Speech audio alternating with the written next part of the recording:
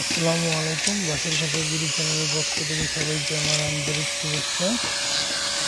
আজকে আমরা একটি 1000 মুরগি দেখছি, সেটার কাজ দেখাবো আপনাদের।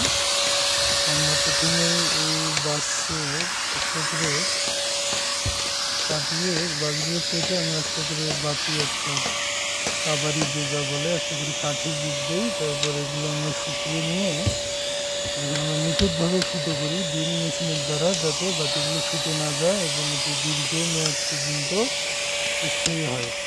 আমাদের কারিগররা দেখেন এই ফিটের মধ্যে তার কাটা দিয়ে তারা গেঁথে রাখে, যাতে বাতিটা ফেটে না যায়, অর্থাৎ এই কাঠিটি ফেটে না যায়। অর্থাৎ কাঠটি ফেটে না গেলে বহুদিন পর্যন্ত এটি টেকসই করে।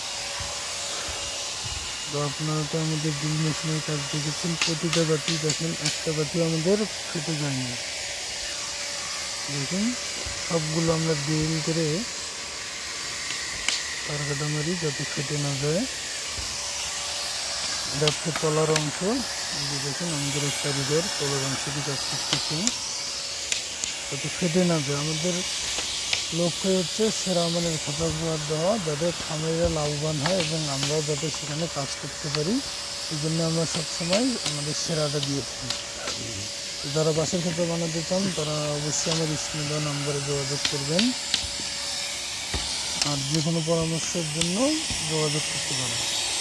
অবশ্যই আমার চ্যানেলটি সাবস্ক্রাইব করবেন।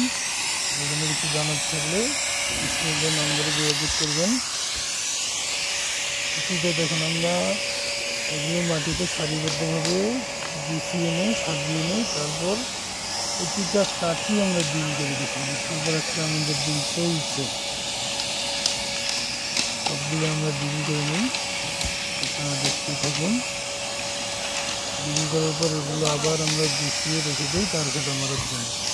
একদম সারিবদ্ধভাবে এগুলো সাজাচ্ছে।